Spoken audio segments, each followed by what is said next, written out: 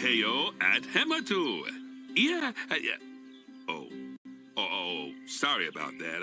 I have a habit of slipping back into the Blanco language.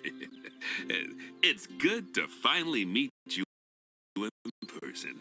I'm Bernard, although I insist you call me Bernie. The only person who calls me Bernard is my wife. And even then, only when I've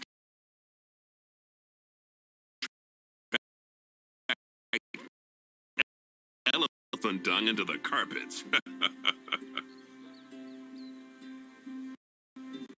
As you know, I own several zoos, but I always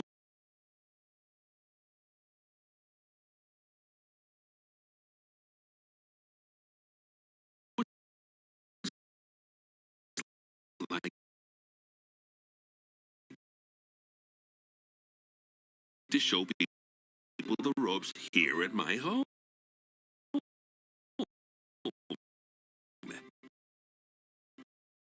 This is the first zoo I ever opened, and a source of great pride for me. And prides, thanks to a lion breeding program we ran in the 80s. But we're in the middle of a big renovation, and that's where you come in. Sadly, our old contractor had to retire after developing a fur allergy. Poor devil kept sneezing his dentures into the lion habitat. So, it's up to you to finish everything off. Don't worry, though. I'm not completely throwing you into the deep end. My head keeper, Nancy Jones, will be lending a helping hand. Oh, she's a hard worker, and she'll expect you to be too. But I'm sure you'll get along like a house on fire, or even better, one that isn't on fire. Less shouting that way.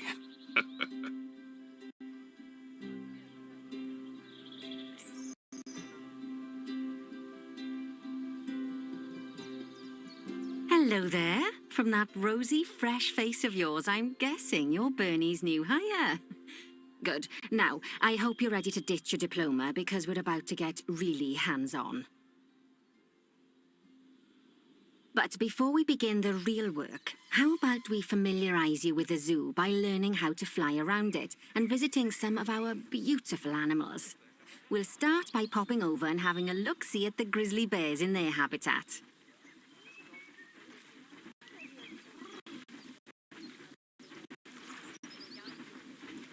Did you know that grizzly bears, also known as Ursus arctos horribilis, can hibernate for up to 7 months a year? Oh, but then again, given the chance, I think a lot of people would do that too.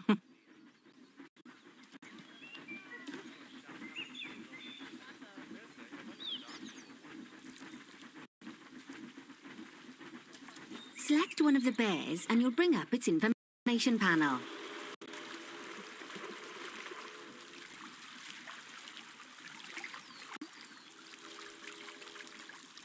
See now, this is a fantastic way to get a close look at your animals. You can also get this view of an animal by simply double-clicking on it.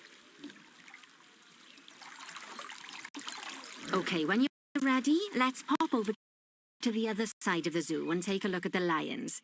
I've marked their location for you to find.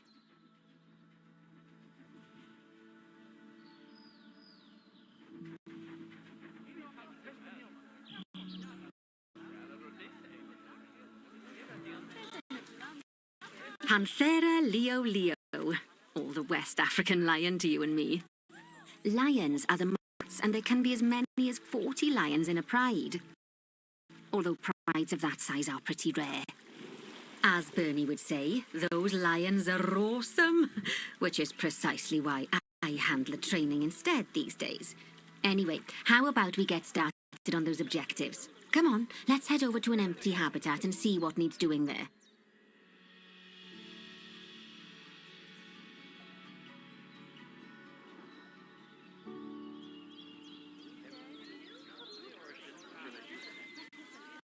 As you can see, it's a lovely space for animals, but it's missing a certain something. Well, two somethings. Warthogs. So I'd like you to adopt a pair of them. To adopt animals, we need to open the animal market, which is in the animal trading section.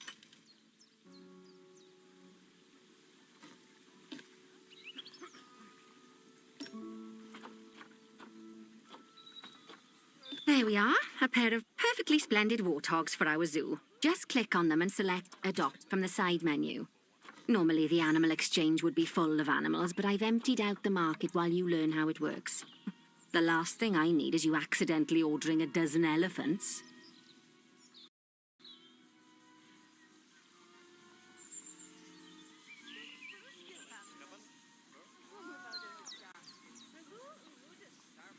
When you adopt an animal, it's automatically placed in the trade centre, where they're held until you're ready to move them into their habitat, which, as it happens, you are. So how about you move them into their new home?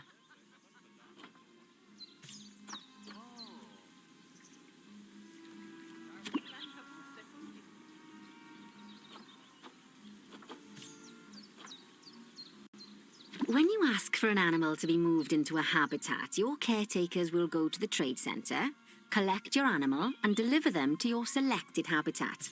I've marked the trade centre's location, so let's go and watch the caretakers in action.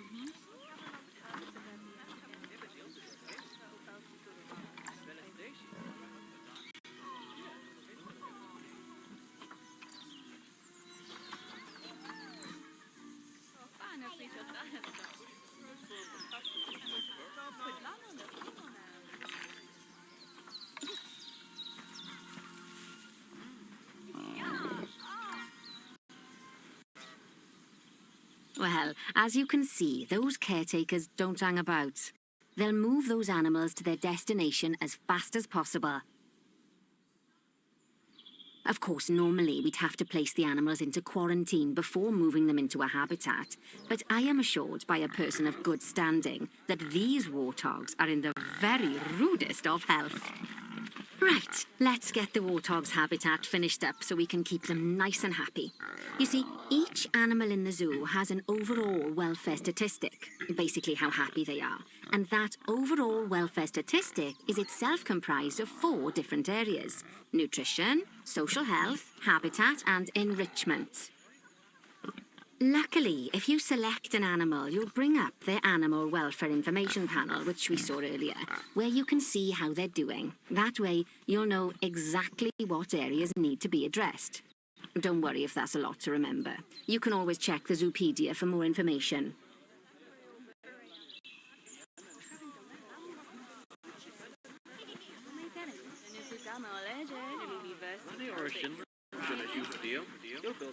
Let's start by making sure we're taking care of the warthog's nutrition welfare. To do this, we'll need to place a food station and a drinking station. Now, each animal requires a different type of feeding station. And for the warthogs, it's a small feeding trough. So let's add one of those and a water bowl.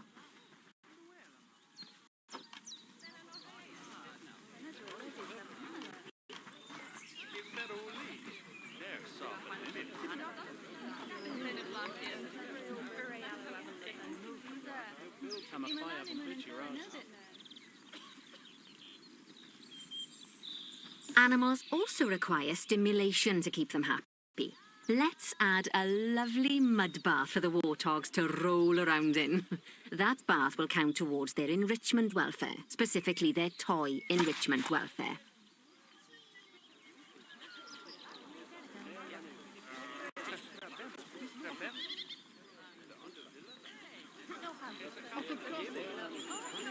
Oh, nice work. You've got a knack for this, I see.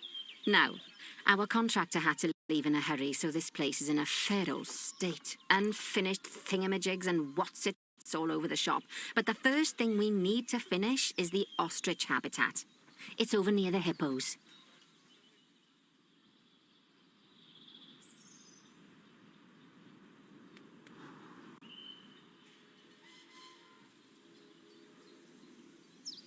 Oh, before we actually start building our ostrich habitat, let's pause the game. Just click the pause button in the bottom right corner.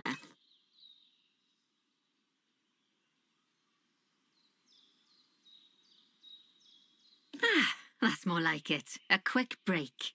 Sometimes it's a good idea to pause the game whilst you're doing something which requires your concentration, because it'll stop the zoo spinning out of control while you're looking the other way.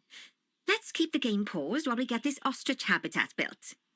Okay, job number 1 here is to add a habitat gate before we complete the barrier. Every habitat needs a habitat gate. After all, how else would the keepers get in and out? Just make sure it's hooked up to the path so the keepers can reach it.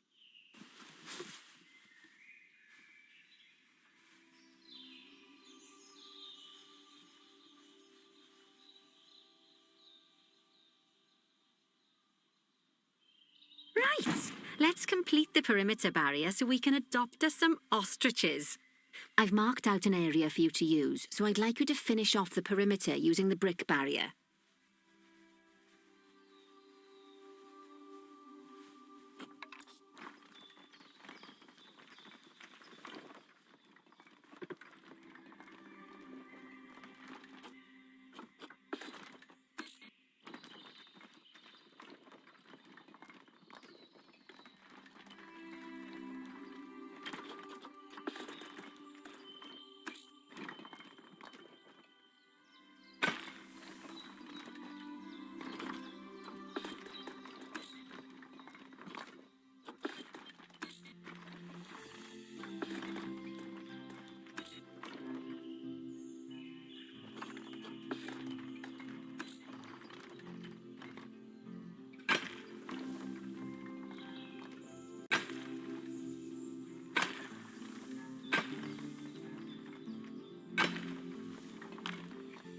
Good work! Remember, before you can place animals in any habitat, it has to have a full loop of connected barrier. Now, you've probably noticed that guests can't actually see into this habitat at the moment. At least not without a stepladder. But seeing as they're banned, I'd like you to select a piece of barrier and swap out the brick for a glass barrier, so the guests can see in.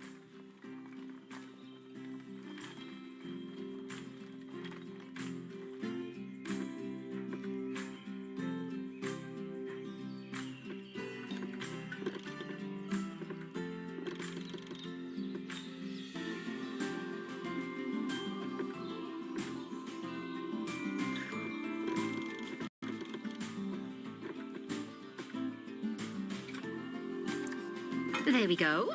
Adding in more windows gives guests even more opportunities to see the animals in a habitat.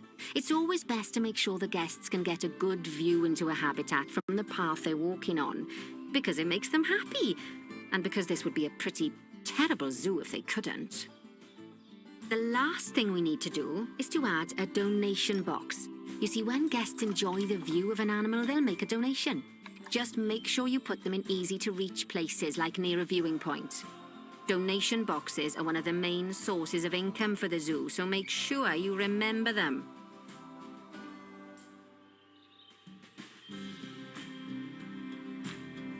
Now, before we adopt our ostriches, you should click the play button. After all, if the game's paused, then so are our caretakers, which will make it a bit tricky for them to deliver the ostriches, eh?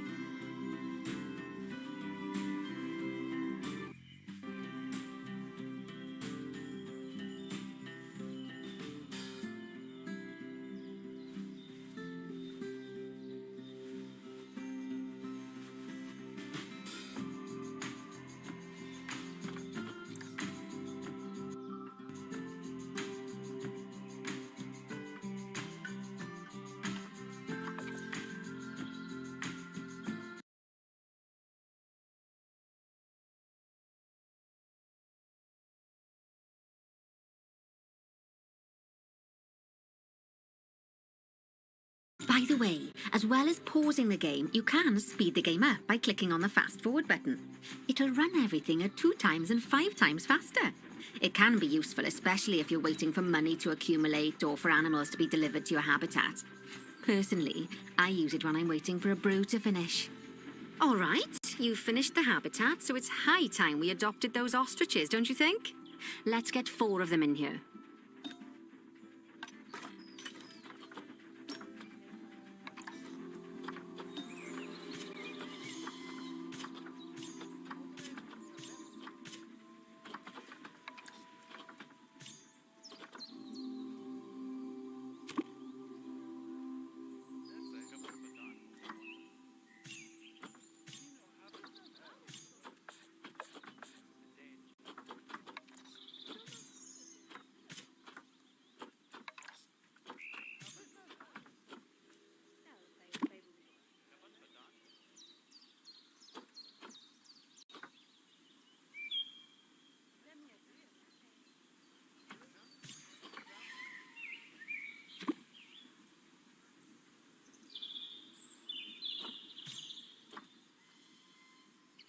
While we wait for them to be collected by the caretakers and brought to the habitat, you should get it ready for them.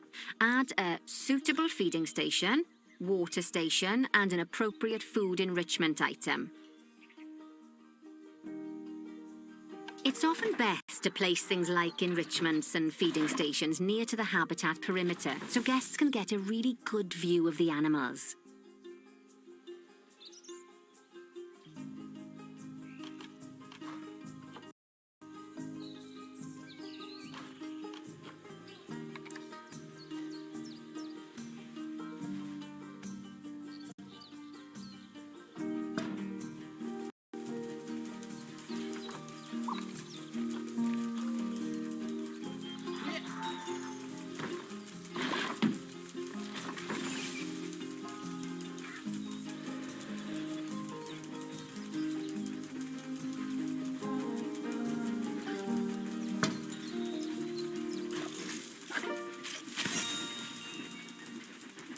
Oh, good to see the ostriches have somewhere they can really stretch their legs. Did you know they can actually run at 43 miles per hour? Oh, heaven forbid they ever escape. The speed camera fines alone would bankrupt us.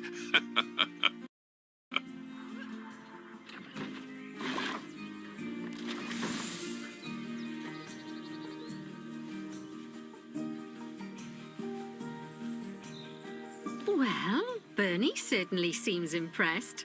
Did he do his speed camera joke? every time we get an ostrich. So, now we've made the ostriches' lives a bit better, let's do the same for the keepers, shall we? To make it easier for the keepers to feed the ostriches and hippos, we should build a new keeper hut. Keeper huts are where the keepers prepare the food for animals, so they should be placed near to the habitats to make sure the keepers don't waste their time walking when they should be looking after the animals.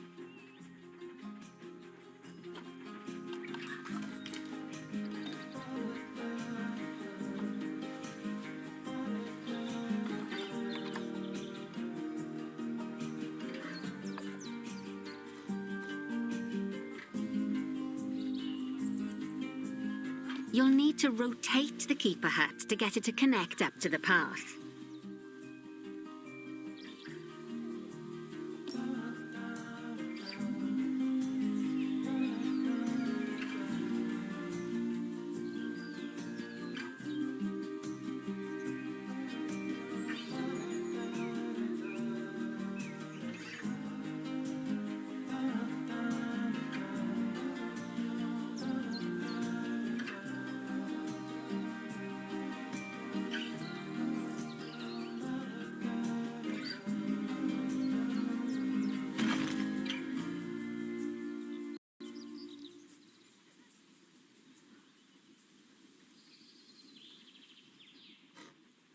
This keeper hut only has space for one keeper, but the larger keeper hut can allow multiple keepers to prepare food at the same time. Oh, but bear in mind that keeper huts and other staff facilities shouldn't be placed near to areas where there are lots of guests. Guests don't like seeing facility buildings, and it can affect their happiness. Negatively. In case that wasn't clear.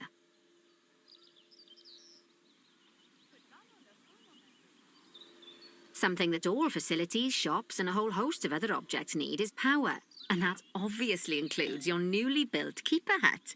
So let's place a transformer next to it, shall we?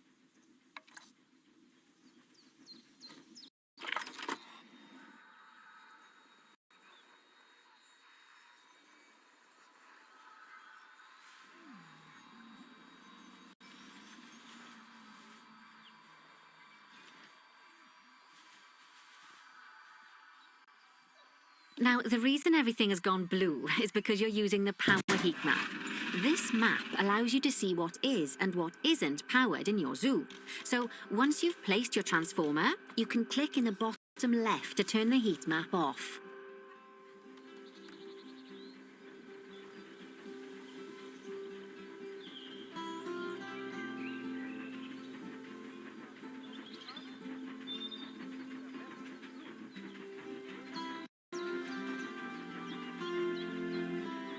Lovely work. Now the keepers can start using the hut to prepare food, and thanks to where you've put it, they won't need to walk very far to deliver it to the ostriches and hippos. Let's get on to your next objective then. Bengal tigers. We want to adopt some, but I'm afraid there's nothing ready for them yet. Head on over to the plot of land I've marked out. It's not too far away.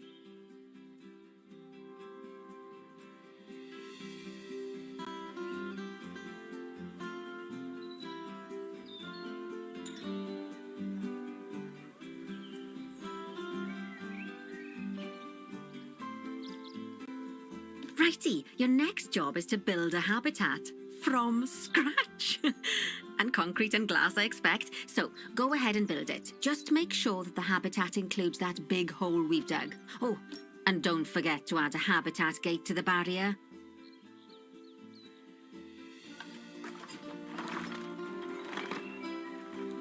Oh, and make sure the guests will be able to see the tigers.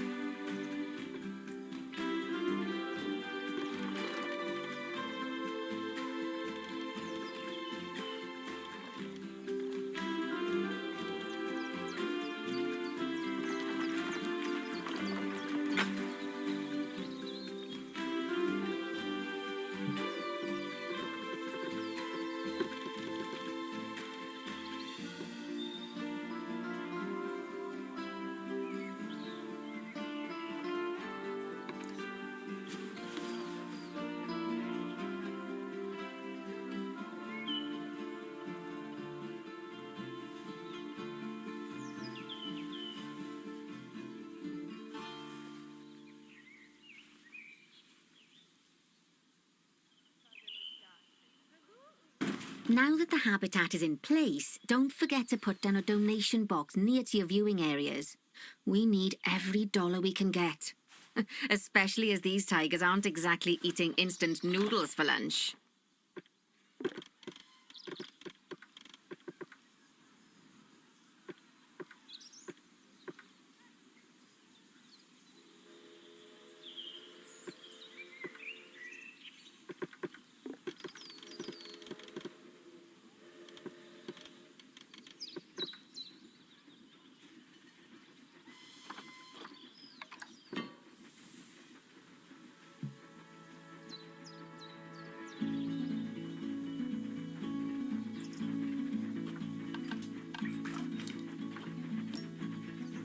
Okay, that's the habitat boundary complete, the habitat gate's in place, and most importantly, the tigers won't be able to jump out of it anymore. I think it's time we adopted those tigers.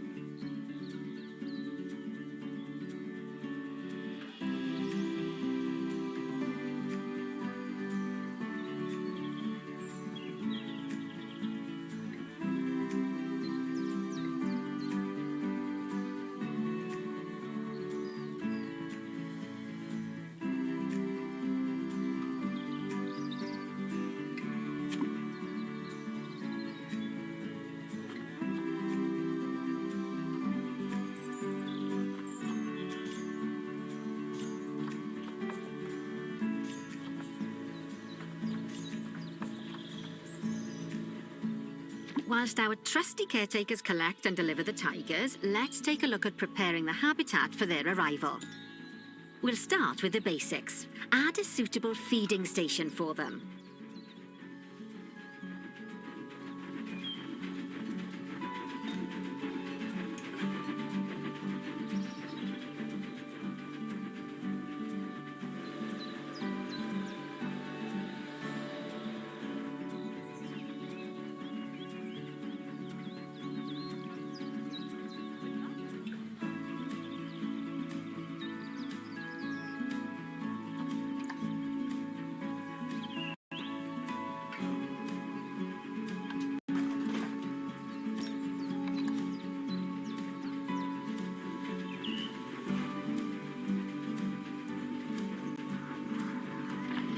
This time, instead of adding a water bowl, let's try something different. Some animals need a pool in their habitat so they can go for a swim, but they can also use it to drink from. All you have to do is make sure the banks of the pool have a gentle slope so they can easily get a nice, refreshing drink. There's already a pool excavated, but you still need to fill it with water. You should do that by going into terrain and selecting the water tool.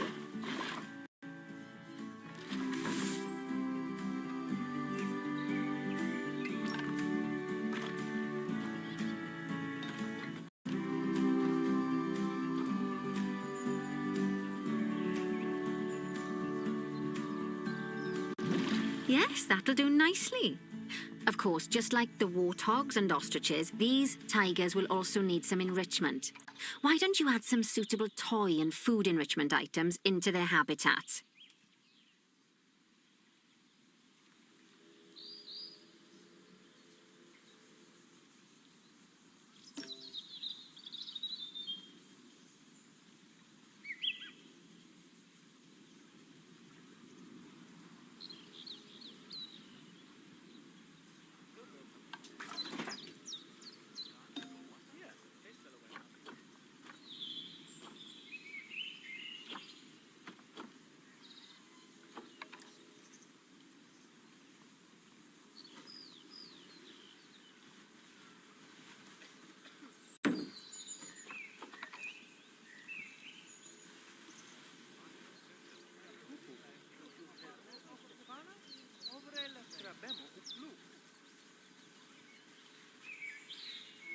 Okay, it's really starting to take shape. Now, the tigers will need a shelter in their habitat so they can hide from the guests, or more likely, the bad weather. Although, given that we're in England, you might want to think of that just as normal weather. Go on, add a shelter to their habitat.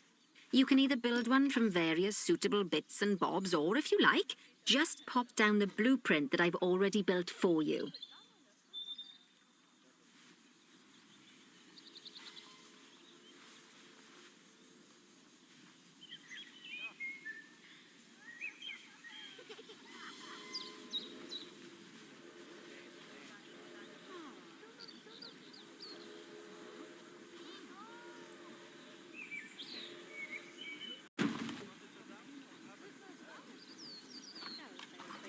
Oh, poor Dabs. I'm sure it can't have escaped your attention that the tigers look a bit miffed. That's because they aren't too keen on the type of terrain in their habitat. Select a tiger and bring up its information panel.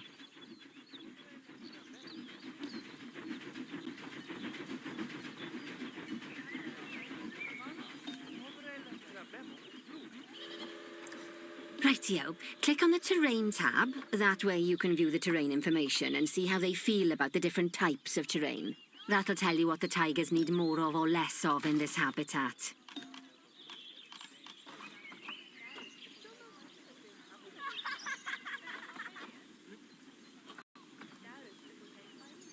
Okay then, open the Terrain Editing tool, select Painting, and give them some more soil. Yes, that should help with the habitat part of their welfare.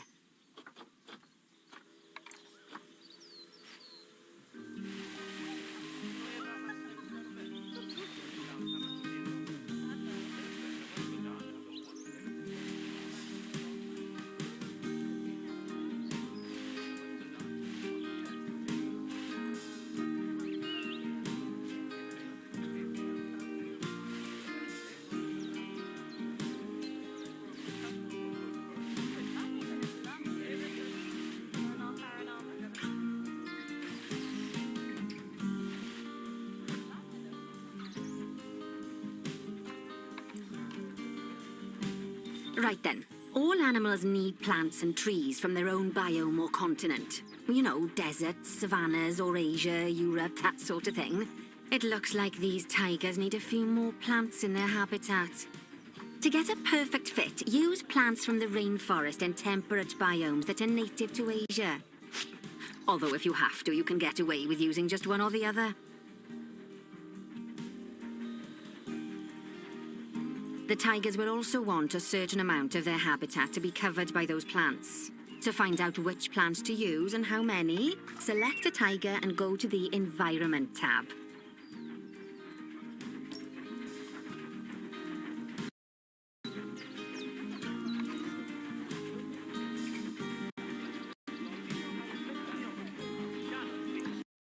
Now, as you can see, some of the plants currently in the habitat aren't quite right for the tiger, like the wattle bushes.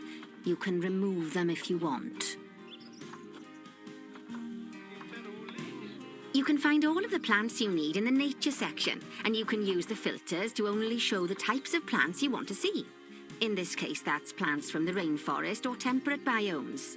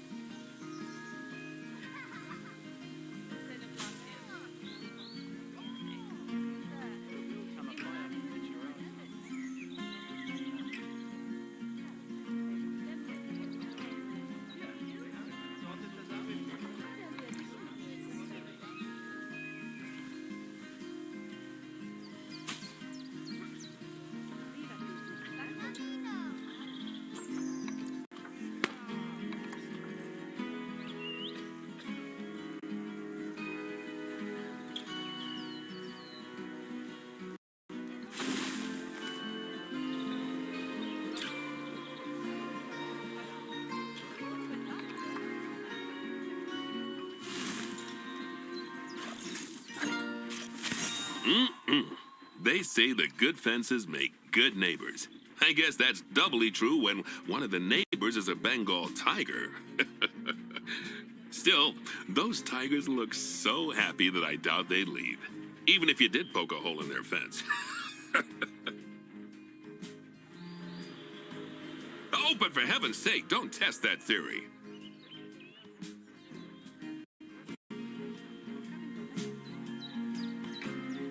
Right, let's head over to the Indian peafowls. I've been told that we need to improve their social welfare.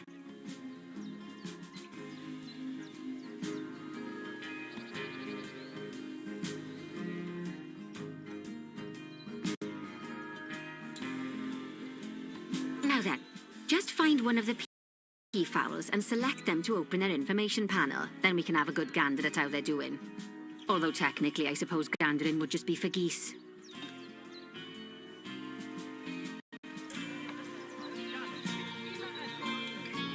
Expand their social welfare and we can get a bit more detail.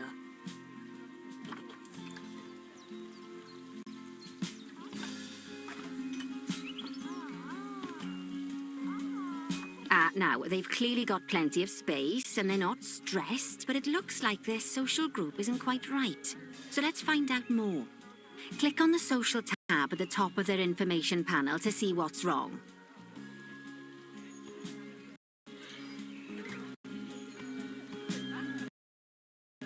Right, as you can see, the peafowlers need their population to be larger. To solve this little problem, you'll need to adopt 3 more female peafowls. Off you pop to the animal market then.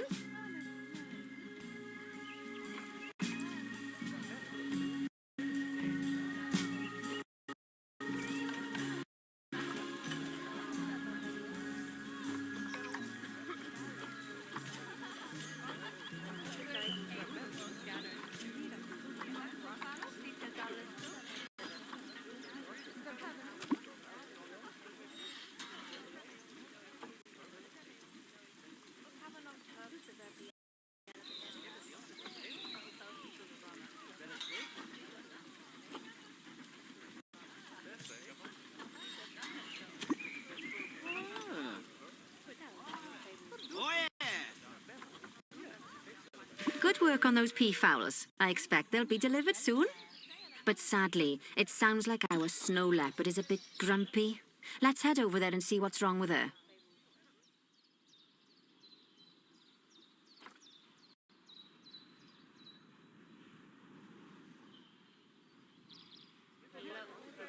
Just like people, animals can suffer from stress if things aren't quite right. You know, like when you see someone put in the milk before the tea bag. In the case of these snow leopards, they're a bit stressed by their lack of privacy. You can lower their stress levels by swapping out the normal glass barrier by their cave for one-way glass. It's not a cheap option, but I think they're worth the expense, don't you? This will give the snow leopards somewhere to go when they want to get away from the prying eyes of the guests.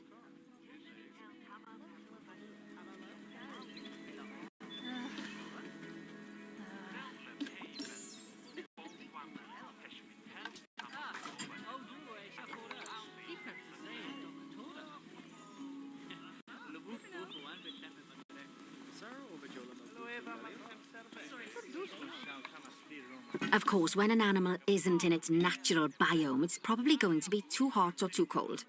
Unsurprisingly for the snow leopards, it's too hot. Even with the terrible British weather.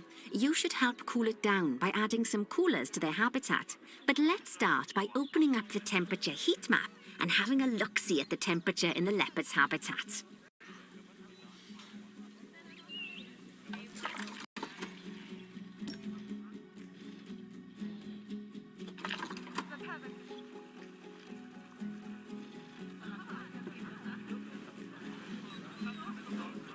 As you can see, we already have one cooler in there. Let's pop some more down and get as much of the habitat as chilly as we can. Luckily for us, this habitat already has power, but you'll need to make sure of that in the future. Just so you know, if any part of a habitat is powered, then the whole habitat will be powered.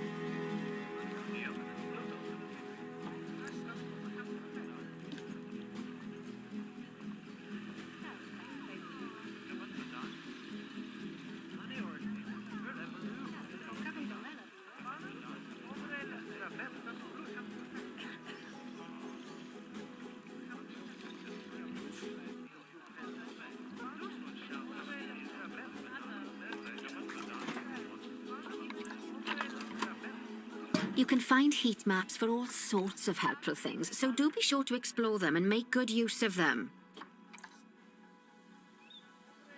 It'll take a little while for the temperature to adjust once you've added coolers or heaters, but now we've got the coolers in, we can address the leopards' terrain welfare. You see, what the leopards really want in here is snow and rock, so let's make that happen.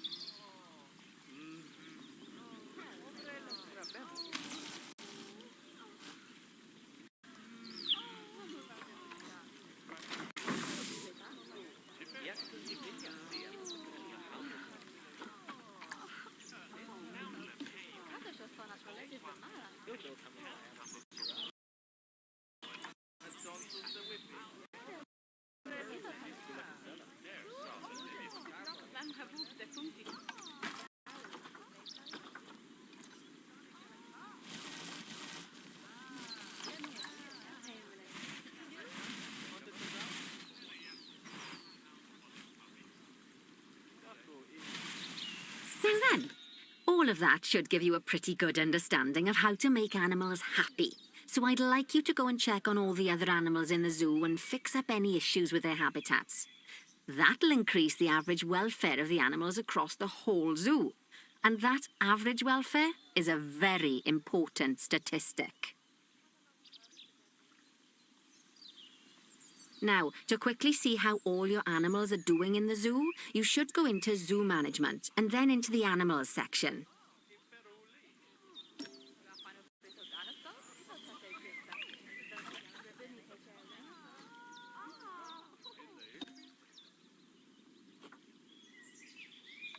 As you can see, this list shows you the animals' overall welfare. So, if something's amiss, then you can quickly pop over to them using the Locate button. Right, I'm off for a cuppa while you make sure all the animals are well looked after.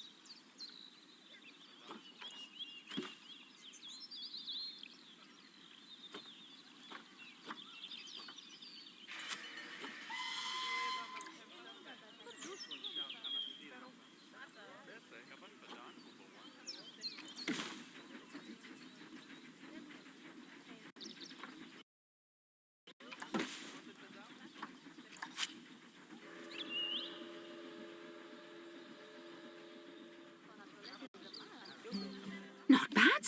Not bad at all. I think it's fair to say that you've passed the first part of your training with flying colours. There's still lots more to learn, but we'll have to head to another one of Bernie's zoos for that. If you want to grab your passport, we'll head off, shall we?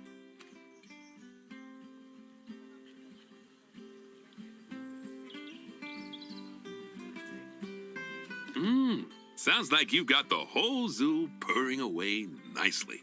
Well, purring, grunting, screaming, booming. All the appropriate noises. I guess I was right to hire you, huh? Don't tell her I told you, but Nancy wasn't sure